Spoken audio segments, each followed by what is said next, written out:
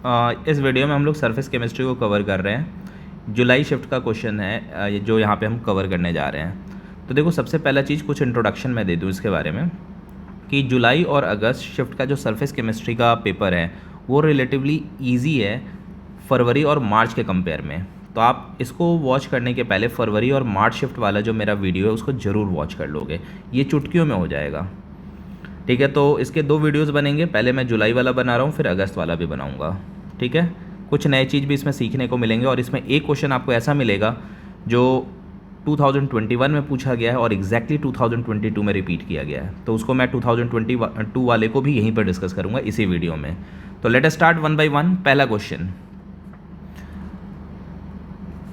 कह रहा है द डायमीटर ऑफ पहले क्वेश्चन पढ़ लेते हैं। The conditions given below are in the context of observing Tyndall effect in colloidal solution. ठीक है, कुछ स्टेटमेंट्स दिया हुआ है टिंडल इफेक्ट के कंटेक्स्ट में।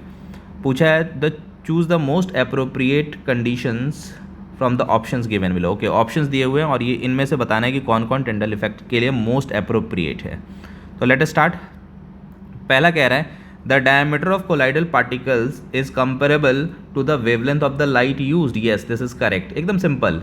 भाई वेवलेंथ ऑफ लाइट क्या होता है? अगर आप विजिबल रीजन में आओगे तो विजिबल रीजन में विबग्योर वॉयलेट होता है 3600 एंगस्ट्रॉम एंड रेड होता है 7600 एंगस्ट्रॉम, राइट। तो ये वेवलेंथ हुआ लाइट का। और डायमीटर ऑफ कोलाइडल पार्टिकल अगर आप रिकॉल करो, ठीक है, तो ये होता है 1 to 100 नैनोमीटर, अप्रॉक्स में बता रहा हूँ, 1000 भी कहीं कहीं लिखा रहता है। ठीक है, यहाँ पे ये वेरिएशन होता है 1 to 1000 नैनोमीटर तक भी होता है। ठीक है, बुक टू बुक वेरी कर जाता है। ठीक है, लेकिन कुछ भी हो, आप ये देख लो कि इस एंगस्ट्रॉम के रेंज में जाने के लिए, ठीक है, जो भी ये एंगस्ट्रॉम है, अगर मैं इसको नैनोमीटर में एक्सप्रेस करूँ, ठीक है, तो नैनोमीटर में अगर मैं एक्सप्रेस करूँगा तो ये हो जाएगा 360 नैनोमीटर से 760 नैनोमीटर। आप चेक कर लो, ये इसी रेंज में लाई कर रहा है। और अगर ये इस रेंज में लाई कर रहा है, ठीक है, तो यानी ये स्टेटमेंट तो करेक्ट हो जाएगा। इनफैक्ट ये स्टेटमेंट होता है, डायरेक्ट स्टेटमेंट होता है, ये तो हमने वेरीफाई कर लिया। ये डायरेक्ट स्टेटमेंट होता है कि जो कोलाइडल पार्टिकल्स होने चाहिए वो एट पार होने चाहिए, उसका वेवलेंथ जो होना चाहिए ना, उसका जो डायमीटर होना चाहिए लाइट के वेवलेंथ के एट पार होना चाहिए। ट्रू सोल्यूशन उससे काफ़ी कम होता है। ठीक है, इसीलिए वो ट्रू सोल्यूशन कभी भी आपको टिंडल इफेक्ट शो कर ही नहीं पाएगा। ठीक है, पार्टिकल का साइज और वेवलेंथ के एट पार होता है तब जाके फिर वो उसको स्कैटर करता है और हमें टिंडल इफेक्ट दिखाई देता है। तो इसीलिए फर्स्ट वन इज़ करेक्ट। दूसरा है the diameter of colloidal particle is much smaller than the wavelength of light use. ये तो ऐसे ही गलत हो गया, अगर पहला वाला करेक्ट है तो ये ट्रू सोल्यूशन की प्रॉपर्टी होती है। थर्ड है the diameter of colloidal particle is much larger than wavelength of light used. ठीक है, डायमीटर ऑफ कोलाइडल पार्टिकल ये फिर ये तो गलत, ये सस्पेंशन ख़त्म, ये भी, ये तो तीनों एक ही है, इसमें से एक स्टेटमेंट ये करेक्ट हो गया हमारा। फोर्थ है the refractive index of a disperse phase and dispersion medium is comparable. ये भी गलत, कोई लेना देना नहीं है। एक्चुअल में क्यों नहीं है मैं बता देता हूँ ये समझने के लिए। मान लो एक बर्तन में आप कोलाइडल पार्टिकल लो, तो डिस्पर्सन मीडियम तो लिक्विड है मान लो, और इसमें जो कोलाइडल पार्टिकल्स आपने सॉलिड डाले हैं जो कि इस रेंज में उसका साइज़ है, ठीक है, 1 to 1000 नैनोमीटर, इससे छोटा हुआ तो ट्रू सोल्यूशन हो जाएगा। ये पार्टिकल्स हैं, राइट, ये कोलाइडल पार्टिकल हैं। अब आप बताओ इस लिक्विड का रिफ्रैक्टिव इंडेक्स और इस सॉलिड का रिफ्रैक्टिव इंडेक्स सेम रहेगा? ऑब्वियसली नहीं रहेगा। तो ये रहा डिस्पर्स फेज, ये डिस्पर्स फेज जो ये सॉलिड वाला है डिस्पर्स फेज है, ये डिस्पर्सन मीडियम है। सॉलिड की रिफ्रैक्टिव इंडेक्स ऑब्वियसली लिक्विड के इक्वल नहीं होगी, तो इसीलिए कंपेरेबल का मतलब ही नहीं है, दोनों अलग अलग होने हैं। फिर क्या है, the dispersed phase has very different refractive index from the dispersion medium. Yes, this is correct again.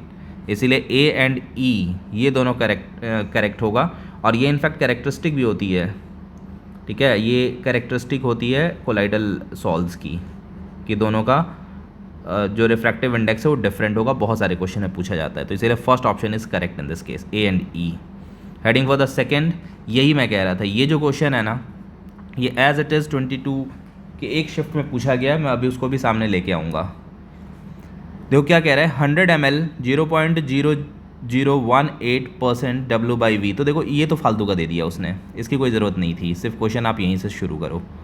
ठीक है, ये यूज़लेस डेटा है क्योंकि इतना परसेंट वेट बाय वॉल्यूम दिया है, इसका मतलब 100 में इतना ग्राम, ठीक है। तो फिर ये 100 ml लेने का क्या मतलब है, 100 ml में इतना ग्राम, ये परसेंटेज से ही पता चल रहा है। तो इतना percent weight by volume of Cl minus ion was the minimum concentration of Cl minus required to precipitate a negatively sol in 1 hour, ठीक है, 1 घंटा, ध्यान रखना। तो coagulating value of Cl minus is, पहले तो मैं कोएगुलेटिंग वैल्यू के बारे में आपको बता देता हूँ। देखो कोएगुलेटिंग वैल्यू है क्या, CV मैं लिख रहा हूँ उसको, कोएगुलेटिंग वैल्यू को, ये है millimole of electrolyte required to precipitate the given sol, to precipitate 1 liter होना चाहिए, required to precipitate 1 liter, 1 liter specify करना जरूरी है, 1 liter of the given sol in 2 hours, 2 घंटे में 1 लीटर गिवन सॉल को कितने मिनिमम मिलीमोल्स प्रेसिपिटेट करा दे रहे हैं, मिनिमम यहाँ पे लगा देना, मिनिमम। यही होता है कोएगुलेटिंग वैल्यू की का definition, minimum millimoles of electrolyte required to precipitate 1 litre of the given sol in 2 hours, ठीक है। तो सबसे पहले तो ये देखो, ये 1 hour में हो रहा है, तो पहले तो मैं ये करता हूँ कि मैं इसके मिलीमोल्स फाइंड करता हूँ, 1 लीटर में कितने मिलीमोल्स पाए जाएंगे। तो आप 0.0018% वेट बाय वॉल्यूम दिया, यानी 100 ml में 0.0018 ग्राम है। तो देखो भाई 100 ml अगर आप ले रहे हो तो उसमें है 0.0018 ग्राम्स Cl माइनस, तो मुझे तो 1 लीटर चाहिए, ठीक है। तो 1 लीटर का मतलब 1000 ml, तो 10 गुना ज़्यादा हो जाएगा। ये 1000 ml में अगर मैं निकालूं तो 10 गुना ज़्यादा हो जाएगा, तो इसमें 10 से मैं मल्टीप्लाई कर दूं तो 0.018 ग्राम हो जाएगा Cl माइनस, ठीक है। तो ये हमारे पास आ गया। अब मुझे मोल्स की तरफ प्रोसीड करना है, तो इसके मैं मोल्स फाइंड करता हूँ, क्योंकि देखो भाई सारा कहानी है, मिली मोल्स मुझे निकालना है जो 2 घंटे में इसको प्रेसिपिटेट करा है। तो मोल्स ये कितना हो जाएगा, तो 0.018 डिवाइडेड बाई Cl का एटॉमिक मास 35.5, ये आ गया हमारे पास। अब इसको आप भूल जाओ, अब ध्यान से हम समझते हैं, ठीक है, क्या स्टोरी है। तो देखो भाई ये जो Cl माइनस था, ये नेगेटिवली चार्ज, इस पर भी ध्यान देना, नेगेटिवली चार्ज सॉल्स को 1 घंटे में प्रेसिपिटेट करा रहा है। तो पहले समझते हैं कि नेगेटिवली चार्ज सॉल की कहानी क्या है। ये रहा नेगेटिवली चार्ज सॉल, ठीक है, ये नेगेटिव है एक पार्टिकल्स पे, सारे जो कोलाइडल पार्टिकल है उस पर नेगेटिव चार्ज है। तो देखो नेगेटिव चार्ज हम क्यों देते हैं, क्योंकि इसकी टेंडेंसी होती है, अगर इस पर नेगेटिव ना देना तो ये लायोफोबिक है, फोबिया है इसको, सॉल्वेंट में ये नहीं रहना चाह रहा है। अगर मैं इसमें से नेगेटिव हटा दूं और सिर्फ ये पार्टिकल रह जाए तो ये सॉल्वेंट को हेट कर रहा है, ठीक है। तो ये क्या होगा, ये आपस में एग्लोमरेट हो जाएगा, आपस में पास पास आ जाएगा, और पास पास आने के बाद तुरंत ये 1 2 3 4 5 6 आपस में अपना एक ग्रुप बना लेंगे। भाई मुझे सॉल्वेंट में नहीं रहना है, तो ये आपस में ग्रुप बना लेंगे, चलो हम लोग एक ग्रुप बना लेते हैं, और ये ग्रुप फिर इतने हैवी हो जाएंगे कि ये सेटल डाउन हो जाएगा, और वहीं पे कोलाइडल सॉल्ट डिस्ट्रॉय हो गया। तो अब ये ग्रुप ना बनाए, हम भी चाह रहे हैं ना कि भाई हमने कोलाइडल सॉल्ट बनाया तो टिका हुआ रहे, ये ग्रुप ना बनाए, इसके लिए हमें इसके ऊपर चार्ज देना होता है, चाहे नेगेटिव दो या पॉजिटिव दो, कोई चार्ज दो। तो आप कहोगे कि सर चार्ज देने से क्या हुआ। अब देखो चार्ज देने से जैसे ही पास आएंगे तो इनके बीच में रिपल्शन होगा, और इस तरह का ग्रुप पॉसिबल नहीं होगा, ठीक है। तो इसने नेगेटिवली चार्ज सॉल्व बताया, इसलिए मैंने नेगेटिव का एग्जाम्पल लेके बताया है। लेकिन अभी भी ये तिक्रम कर रहा है, ठीक है ना, टिका हुआ है, तिक्रम कर रहा है। तो अब हम क्या कर रहे हैं, ठीक है ना, हम प्रेसिपिटेट कराने के लिए इसमें Cl माइनस डाल रहे हैं, ठीक है।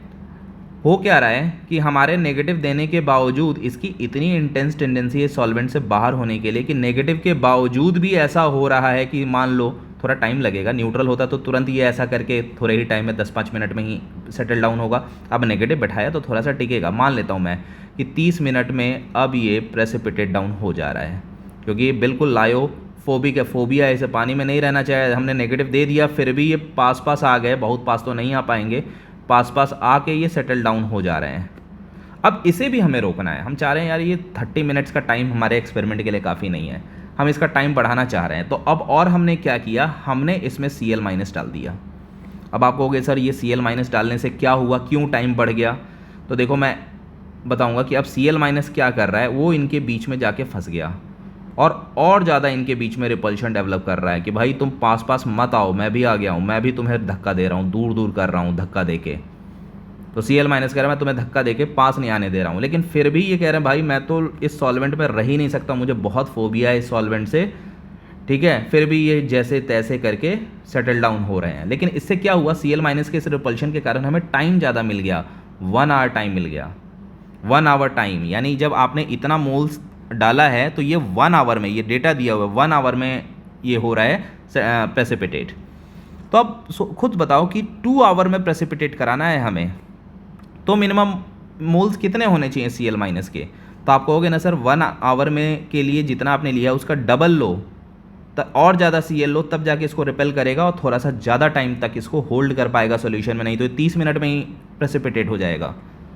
तो यानी कि अगर 2 आवर में करना होगा मुझे, तो जो भी यहाँ पे से मैंने x मोल्स लिए हैं तो मुझे 2x लेना पड़ेगा, 2x Cl माइनस लेना पड़ेगा, तब जाके ये रिपेल करके जो 2x Cl माइनस है ये इसको सॉल्वेंट में होल्ड करा पाएंगे। आई होप समझ में आ रहा है आप लोगों को, ठीक है। तो यही स्टोरी है, इसीलिए ये कहानी मैंने समझा दी कि नेगेटिव सॉल्व बहुत जल्दी सेटल डाउन हो रहा था, तो हमने उसमें थोड़ा सा नेगेटिव मिलाया ताकि उसका टाइम बढ़ जाए सेटल डाउन होने का। तो 1 घंटे का इसने बताया कि इतना Cl माइनस अगर आप मिला दोगे ना, ठीक है, इतना मोल्स, तो वो 1 घंटे में सेटल डाउन होगा। तो अब हमें 2 घंटे के लिए चाहिए, क्योंकि कोएगुलेशन वैल्यू 2 घंटे के लिए डिफाइंड होती है। तो 2 घंटे में ऑब्वियसली ज़्यादा Cl माइनस हमें डालना होगा। इसीलिए अब अगर मैं कोएगुलेटिंग वैल्यू 2 आवर्स के लिए कैलकुलेट करूं, क्योंकि कोएगुलेटिंग वैल्यू 2 आवर्स पे ही निकलता है, तो आप कहोगे ना कि इसका डबल डालना होगा। तो यानी 0.018 बाई 35.5 मल्टीप्लाइड बाई 2 डबल करना होगा।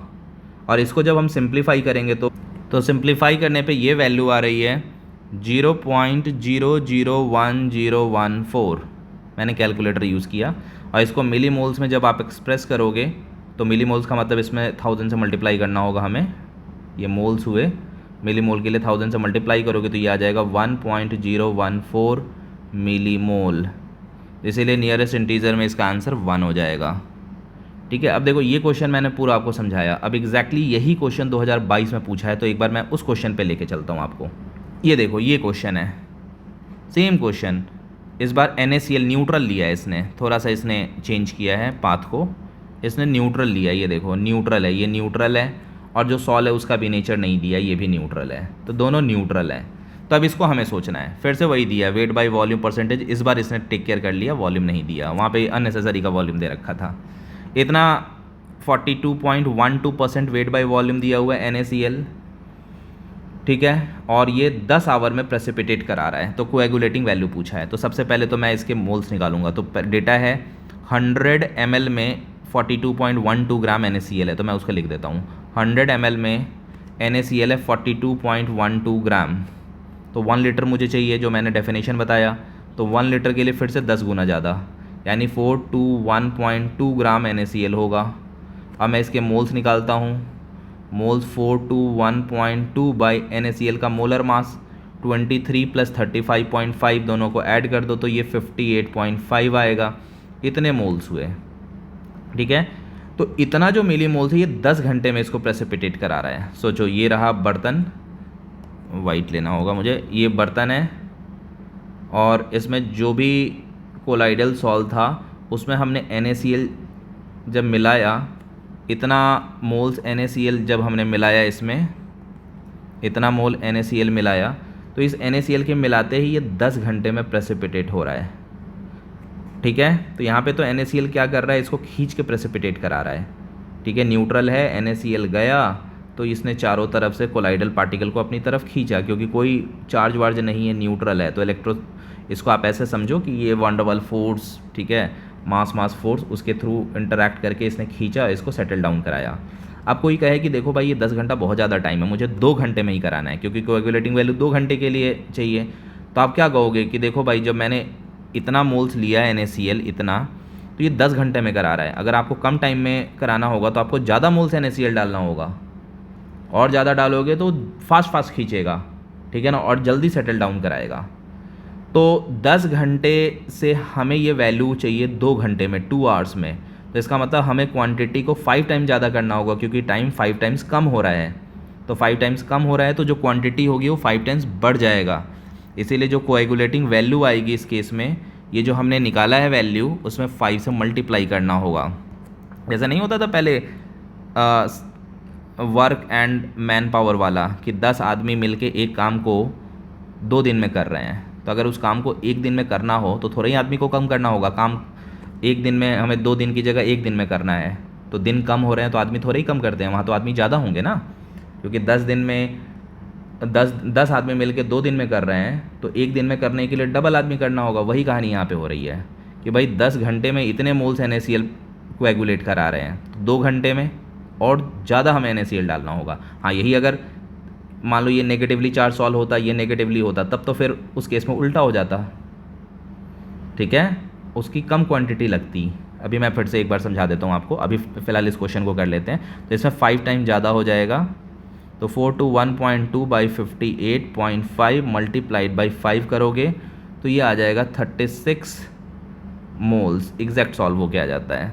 तो इस बार इसने मिली मोल्स में आंसर नहीं, डायरेक्ट मोल्स में ही दे दिया, इतना मोल्स पर लीटर आंसर दे दिया है। बी ऑप्शन इसका करेक्ट था, ठीक है। अब मैं क्या कहना चाह रहा था, एक बार पहले मैं उस क्वेश्चन पे आता हूँ दोबारा।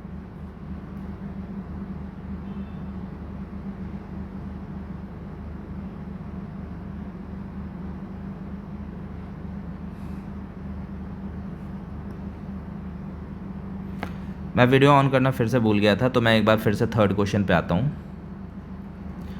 अच्छा, वो मैंने ये समझाया था, ये थोड़ा सा हो सकता है शायद रह गया था। मैंने ये समझाया था कि जो AS3 जैसे मैंने ये बताया कि कब टाइम को हम मल्टीप्लाई कर रहे हैं, कब डिवाइड कर रहे हैं, तो उसी के बारे में मैंने समझाया था कि देखो क्या है कि आप ध्यान से देखो, Cl के नेचर को देखो, यहाँ पे माइनस है, Cl नेगेटिव है और ये सॉल्व भी नेगेटिव है, तो इन दोनों के बीच में रिपल्शन था।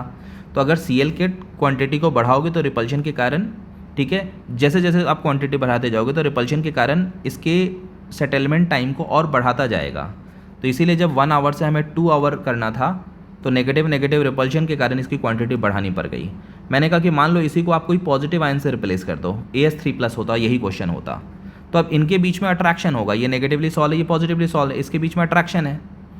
अब अगर जो भी इसकी क्वांटिटी हो, मान लो 2 मोल आपने ऐड किया, 2 मोल ये इसको 1 घंटे में प्रेसिपिटेट करा रहा है, तो इसका मतलब है कि 2 घंटे में प्रेसिपिटेट कराने के लिए इसकी कम क्वांटिटी डालनी होगी हमें, क्योंकि अगर क्वांटिटी बढ़ाएंगे तो अट्रैक्शन के कारण ये और कम टाइम में इसको आधे घंटे में ही प्रेसिपिटेट करा देगा, अगर 2 से ज़्यादा मोल्स डालोगे तो, क्योंकि अट्रैक्शन हो रहा है, जल्दी जल्दी खींचेगा और इसको बड़ा पार्टिकल करके उसको सेटल डाउन करा देगा। तो अगर यहाँ पे इनका सॉल का और जो आयन है उनका नेचर अपोजिट हुआ, तो क्वांटिटी बढ़ाओगे तो टाइम कम होगा। इसीलिए अगर ये क्वेश्चन ऐसे होता कि AS3+ के 2 मोल हैं, 1 घंटे में प्रेसिपिटेट करा रहे हैं, तो कोगुलेटिंग वैल्यू क्या होगी, तो मुझे 2 घंटे के लिए निकालने के लिए मैं इसकी वैल्यू को हाफ कर रहा होता। लेकिन जब Cl- था यहाँ पे, जो एक्चुअल क्वेश्चन था, तो Cl- में क्या है, अब आप स्टोरी खुद समझ लो। Cl- की स्टोरी क्या होगी, Cl- में क्या होना है, आप यही कहोगे ना कि सर जो ये जो Cl- है ये नेगेटिव है और ये नेगेटिव है, इनमें रिपल्शन था, तो जो क्वांटिटी आपने ली और 1 घंटे में इसने इसको प्रेसिपिटेट कराया, उसका डबल क्वांटिटी लेना होगा, इसीलिए यहाँ पे टाइम मल्टीप्लाई हो गया था, ठीक है। आते हैं अब नेक्स्ट वाला। देखो इसमें क्या कह रहा है when silver nitrate solution is added to potassium iodide solution then the sol produce is, किसको किस में ऐड कर रहे हैं, सिल्वर नाइट्रेट को पोटेशियम आयोडाइड में, तो बर्तन बनाते हैं, इसमें बहुत सारे पोटेशियम आयोडाइड सॉल्यूशन में बैठे हुए हैं, Ki जस्ट एक large number of potassium iodide, ये भयंकर ढंग से भरे हुए हैं इसमें, ठीक है। आपने बाहर से सिल्वर नाइट्रेट ऐड किया, भाई बाहर से जब डाल रहे हो तो ऑब्वियसली इसकी क्वांटिटी कम ही होगी, ये ऑब्वियस ही बात है कि किसी चीज़ को किसी में मिलाते हैं तो जिसमें मिला रहे होते हैं ये सॉल्वेंट होता है, ये सोल्यूट होता है। तो AgNO3 आपने मिलाया, मान लो मैंने सिर्फ इसके कंपेयर में कम रख रहा हूँ, मान लो समझाने के लिए सिर्फ 3 पार्टिकल ऐड किए, तो अब क्या होगा, इनका रिएक्शन होगा, इनका रिएक्शन होगा और इनका रिएक्शन होगा, ठीक है। और इनके रिएक्शन से क्या बनेगा, एक दूसरा बर्तन, आफ्टर रिएक्शन क्या होगा, AgI का PPT बन गया, AgI का PPT, फिर AgI का PPT बन गया, AgI का PPT बन गया, और अभी भी ये I- KI जो है, KI तो इसी फॉर्म में होगा ना, I- K + I- ये सब तैर रहे हैं वहाँ पे, ठीक है। अब ये जो I- है ये जाएगा इसके सरफेस पे एड्जॉर्ब हो जाता है, I-, नहीं तो ये पेंदे पे बैठा रहेगा, प्रेसिपिटेट सॉलिड होता है, ये पेंदे पे बैठा रहेगा, ये जाके इसके सरफेस पे एड्जॉर्ब हो जाएगा, और एड्जॉर्ब होते ही इस आई माइनस और इस आई माइनस में रिपल्शन हो जाएगा भयंकर ढंग से, इसमें और इसमें रिपल्शन हो जाएगा, और इसके रिपल्शन होते ही ये पूरा एक पार्टिकल बन के तैरने लगेगा, ये एक पार्टिकल बन के तैरने लगेगा, ये एक पार्टिकल बन के तैरने लगेगा। इसीलिए जो कॉम्प्लेक्स बनेगा वो क्या बनेगा, ए जी आई माइनस को एड्जॉर्ब किया है, फर्स्ट ऑप्शन। तो आप कहोगे सर क्या हर केस में ऐसा होगा, मैं कहूँगा नहीं, ऐसा नहीं है। इसको उल्टा कर दो, आप अब के आई को ऐड करो AgNO3 में, फिर मामला पूरा बदल जाएगा। ऐसा हो कि यहाँ पे AgNO3 ले रहे हैं हम, AgNO3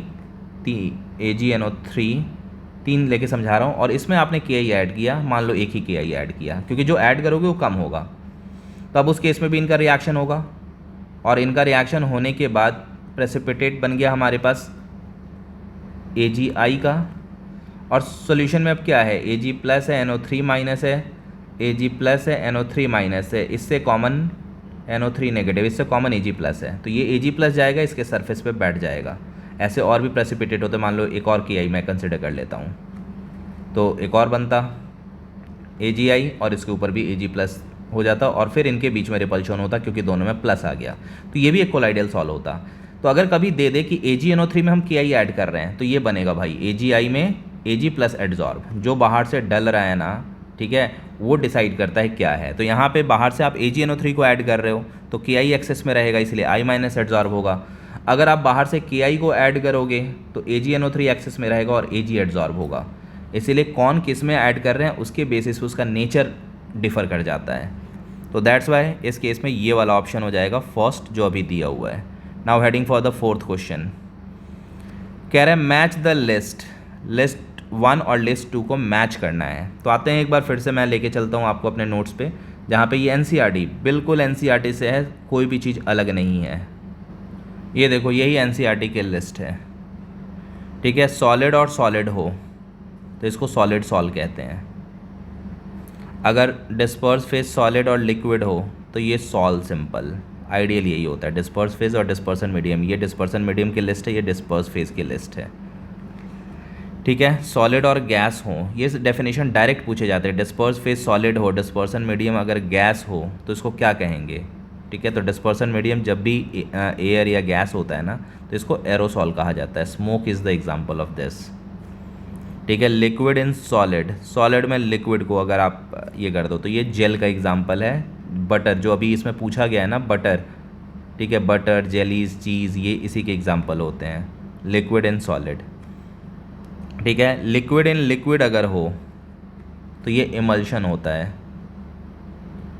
ठीक है। तो ये ध्यान रखना है, इमल्शन इसको हम कहेंगे, और इमल्शन के एग्जाम्पल होते हैं मिल्क, क्रीम, ETC, ओके। फिर लिक्विड इन गैस, ठीक है, यही जो क्लाउड का एग्जाम्पल भी जो अभी मैट्रिक्स मैच में करने जाए उसमें क्लाउड भी दिया हुआ है, इसका नाम होता है एरोसॉल, वही आ गया, देखो यहाँ पे भी जो था ना एरोसॉल। डिस्पर्सन मीडियम जब भी एयर या गैस हो, ठीक है, तो उसको एरोसॉल कहते हैं। फॉग, मिस्ट, क्लाउड इसके एग्जाम्पल्स होते हैं। गैस इन सॉलिड, सॉलिड में गैस अगर हो, ठीक है, तो रबर फोम इसका एग्जाम्पल है, और भी जेम वगैरह भी होते हैं इसके, प्रीसियस जेम्स भी इसके एग्जाम्पल होते हैं, ठीक है। सॉलिड फोम इसका नाम होगा सॉलिड फोम, ठीक है। Foam rubber is the example. Gas in liquid, ठीक है, फ्रोथ जो झाग वाग बनता है ना, गैस इन लिक्विड एग्जाम्पल होता है। तो सोप, लेदर, फ्रोथ, इसको फोम कहा जाता है। तो डायरेक्ट इसी लिस्ट, ये NCERT की लिस्ट है, डायरेक्ट इसी लिस्ट से ये क्वेश्चन पूछा गया है। तो एक बार आते हैं फिर से क्वेश्चन पे, देखो इसको मैच करा दो आप। सबसे पहले चीज़ ही आ गया, देख रहे हो, तो चीज़ का सीधा सा मैच होगा लिक्विड इन सॉलिड, ठीक है। लिक्विड फैट में बेसिकली डिस्पर्स्ड होता है।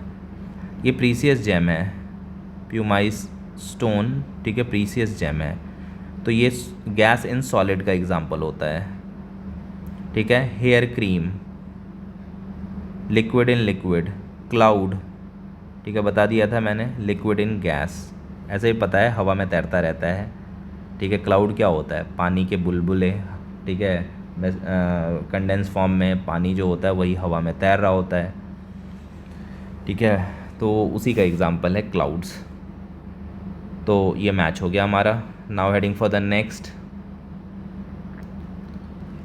कह रहा है अगला question, CO2 gas adsorbs on charcoal following Freundlich adsorption isotherm. एक बार फ्रेंडलिच आ गया तो फ्रेंडलिच की थोड़ी सी कहानी भी देख लेते हैं, क्यों छोड़ा जाए। देखो फ्रेंडलिच एड्जॉर्प्शन आइसोथर्म में जो एड्जॉर्ब पार्ट होता है x/m, ठीक है, ये इक्वल होता है Kp⁻1/n के। इसके पहले वाले वीडियोज़ में भी ये हर जगह मैं बताता आता हूँ, ठीक है, यही होता है। इसका ग्राफ अगर आप बनाओगे तो इसका ग्राफ ऐसे आएगा, x/m वर्सेस p का अगर आप ग्राफ प्लॉट करोगे तो ये ग्राफ ऐसे आता है, ठीक है। तो इसमें क्या होता है, 3 जोन में आप डिवाइड करो, ठीक है। मिड जोन, पहले तो स्मॉल प्रेशर जोन जहाँ प्रेशर काफ़ी कम है, लो प्रेशर, यहाँ देख रहे हो P लो है, लो प्रेशर जोन है, तो यहाँ पे ये ऑलमोस्ट स्ट्रेट लाइन है, तो इसीलिए यहाँ पे जो n की वैल्यू होती है ना ये 1 होती है, तो P के डायरेक्टली प्रोपोर्शनल दिख रहा होता है। और यहाँ पे जाके ये ऑलमोस्ट कांस्टेंट हो जाता है, देख रहे हो। तो ये जो पार्ट है, ये पार्ट यहाँ पे कांस्टेंट होने का सीधा सा मतलब है कि जो 1/n है वो 0 हो गया, तभी तो P की पावर 0 आ रहा है और P गायब हो गया। P पे पावर 0 इज़ 1, ऑलमोस्ट कांस्टेंट। तो इसका मतलब अगर 1/n 0 है तो इसका मतलब n क्या होना चाहिए, इन्फिनिटी। और जो मिड वाला जोन है जहाँ पे n की कोई फिक्स वैल्यू ही नहीं है, क्योंकि यहाँ पे 1 है और यहाँ पे इन्फिनिटी है, तो इसके बीच में जो वैल्यू हो सकती है n की वो greater than 1 and less than infinity. या 1/n की पूछी जाए तो 1/n की वैल्यू इस जोन में 1 है और इस जोन में 0 है, समझ में आ रहा है ना।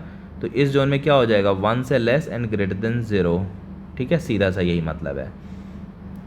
दूसरा चीज़ आपसे ये भी पूछा जा सकता है, ये आइसोथर्म क्यों कहते हैं, क्योंकि ये जो ग्राफ प्लॉट किया गया टेम्परेचर कांस्टेंट रख के 300 केल्विन मान लो, ये पूरा ग्राफ के ड्यूरेशन में टेम्परेचर कांस्टेंट है। आपको सर मान लो कांस्टेंट टेम्परेचर की वैल्यू बदल दे, 600 पे ये एक्सपेरिमेंट को कराएं, थ्रू आउट 600 रखें तो क्या होगा। तो मैं कहूँगा देखो जैसे जैसे आप टेम्परेचर कम करोगे ना तो एड्जॉर्प्शन कम हो जाएगा, यानी उस केस में ग्राफ अगर 600 केल्विन कर दोगे तो ऐसा हो जाएगा। ये भी ध्यान रखना, बहुत पूछा जाता है टेम्परेचर कम करते ही, क्योंकि एक पर्टिकुलर प्रेशर पे हाई टेम्परेचर पे एड्जॉर्ब अमाउंट कम होगा, लो टेम्परेचर पे एड्जॉर्ब अमाउंट ज़्यादा होगा। तो इतनी स्टोरी है, इसी के बेसिस पे ये क्वेश्चन क्रैक होगा। तो देखते हैं अब ये क्वेश्चन क्या कह रहा है। For a given amount of charcoal the mass of CO2 adsorbed becomes 65 times when the pressure of CO2 is doubled। कह रहा है ये जो पार्ट है ये एड्जॉर्ब्ड अमाउंट को रिप्रेजेंट करता है, ये 64 टाइम्स बढ़ गया जब प्रेशर को हमने डबल किया। तो आते हैं पहले इक्वेशन बनाते हैं, x/m, ठीक है, ये है K प्रेशर P पे पावर 1/n, ठीक है। जब आपने प्रेशर को डबल किया तो एब्जॉर्ब अमाउंट हो गया 64 टाइम्स, यानी 64 टाइम्स पहले वाले x/m के 64 टाइम्स हो गया जब हमने प्रेशर को डबल किया, ठीक है। तो ये इक्वेशन 1 था और ये इक्वेशन 2 था। अब आप दोनों का रेशियो ले लो, 1 को 2 से डिवाइड कर दो तो ये इधर 64 रह जाएगा, ये डिनोमिनेटर में आना चाहिए, ये डिनोमिनेटर में इसके और ये इसके डिनोमिनेटर में, और इधर से भी k कैंसिल हो जाएगा और इधर रह जाएगा 2p पे पावर 1/n बाई p पे पावर 1/n, है ना, ये रह गया, ये n लिखना मैं भूल गया, तो 2p पे पावर 1/n और ये रह गया। इसी को हमें, एक मिनट, ये 2p पूरा है, सॉरी, हाँ। अब इसको और ऑर्गेनाइज करते हैं तो ये 2 पे पावर 7 हो जाएगा ना, 6 होगा सर, हाँ 6 होगा। 64 को लिखेंगे तो 2 पे पावर 6 आएगा, तो 2 पे पावर 6 कर दो 64 को, एक्चुअल में 8 × 8 × 8 नहीं, 8 × 8, एक 8 को 2 पे पावर 3, दूसरे 8 को 2 पे पावर 3, तो नेट 2 पे पावर 6 आ जाएगा। और इधर से क्या आ जाएगा, ये आ जाएगा 2p/p, अब होल पे पावर 1/n कर देते हैं, ये p कैंसिल, तो इसका मतलब 2 पे पावर 6 इज इक्वल टू 2 पे पावर 1/n। इसको अगर हम कंपेयर कर दें, इसको इन दोनों को कंपेयर करें, ये इसका पावर, अगर ये दोनों इक्वल है तो ऑब्वियसली दोनों का पावर भी इक्वल होना चाहिए, तो इसका मतलब 6 जो होगा वो 1/n के इक्वल होगा। अब इसने हमसे पूछा क्या है, द वैल्यू ऑफ n को इस फॉर्म में एक्सप्रेस करके बताना है। तो जो n की वैल्यू आएगी ये आ जाएगा 1/6, और 1/6 आएगा 16.8 0.1666 ऐसे आएगा, 0.1666। इसको अगर मैं ऐसे एक्सप्रेस कर सकता हूँ 66 इंटू 10⁻⁻², ये मैंने एक्सप्रेस किया, तो इसका जो नियरेस्ट इंटीजर आएगा वो 17 आएगा। तो ये पूरा सोल्यूशन हुआ सिंपल फ्रेंडलिच के इस इक्वेशन से। हर जगह यही एक इक्वेशन है, ये इक्वेशन है या इसका लॉग वाला वर्जन, दोनों साइड लॉग लेके जो लिखते हैं ना, log x/m, और फ्रेंडलिच में कोई इक्वेशन है ही नहीं। ये 1/n log p plus log k, दोनों साइड log ले लो, ये ऐसे एक्सप्रेस हो जाएगा। बस यही दो हैं और कोई इक्वेशन नहीं है। तो यहाँ पे इस ढंग से एक्सप्रेस करने के लिए कहा था, तो इस ढंग से एक्सप्रेस करने पे ये वैल्यू 17 आ रही है, इसीलिए 17 will be the answer. Now heading for the next, ये लास्ट क्वेश्चन है। Given below are two statements, one is labelled as assertion A and other as reason R। कह रहा है the SO2 is adsorbed to a large extent than H2 on activated charcoal। बिल्कुल सही, ये होना ही चाहिए क्योंकि H2 का साइज़ बहुत छोटा है और SO2 का साइज़ बहुत बड़ा है, उससे भी ज़्यादा SO2 पोलर भी है। देखो इसके पास लोन पेयर है, इसका म्यू नॉन जीरो है, ठीक है, वाइल H2 नॉन पोलर है, तो इसका इंटरैक्शन चारकोल के सरफेस से ज़्यादा अमाउंट में होगा, इसीलिए ज़्यादा अमाउंट में ये एड्जॉर्ब होगा, ठीक है। तो पहला स्टेटमेंट तो भाई करेक्ट हो गया। कह रहा है SO2 has a higher critical temperature than H2। SO2 has, ये एकदम करेक्ट स्टेटमेंट है, ठीक है। क्रिटिकल टेम्परेचर ज़्यादा इसीलिए है क्योंकि इसका म्यू नॉन ज़ीरो है, इंटरैक्शन ज़्यादा होगा एक पार्टिकल और दूसरे पार्टिकल के बीच में, ठीक है, इनके बीच में इंटरैक्शन, और ये इनफैक्ट रीज़न भी हो जाएगा इसका, क्योंकि ये चीज़ भी इंटरमॉलिकुलर फोर्स से रिलेटेड है। और क्रिटिकल, अगर ये हमें पता चल जाए कि SO2 का क्रिटिकल टेम्परेचर ज़्यादा है, तो हम आराम से कह देंगे कि भाई इसका इंटरमॉलिकुलर फोर्स ज़्यादा है, स्ट्रॉन्गर है, और इंटरमॉलिकुलर फोर्स स्ट्रॉन्गर है तो ऑब्वियसली ये ज़्यादा एब्जॉर्ब होगा। तो ये करेक्ट रीज़न भी हो गया, इसीलिए ए एंड आर करेक्ट। और क्रिटिकल टेम्परेचर किसका ज़्यादा होता है? जिसमें इंटरमॉलिकुलर इंट्रैक्शन स्ट्रॉन्ग बनाने की एबिलिटी हो, ठीक है, क्योंकि क्रिटिकल टेम्परेचर ज़्यादा होना मतलब आसानी से लिक्विफाई हो जाएगी, और उसके लिए दो मॉलिक्यूल्स के बीच में इंटरैक्शन बेटर होना चाहिए, स्ट्रांग होना चाहिए, तभी वो लिक्विफाई होगा, पास आएगा। तो इसलिए both are correct and it is the correct explanation, correct explanation, ठीक है। तो हो गया हमारा, इतने ही क्वेश्चंस थे इस वाले शिफ्ट में, और जो अगस्त वाला भी है मोस्ट प्रोबेबली आज इवनिंग तक या कल मॉर्निंग तक मैं उसको भी अपलोड कर दूंगा। Thanks for watching.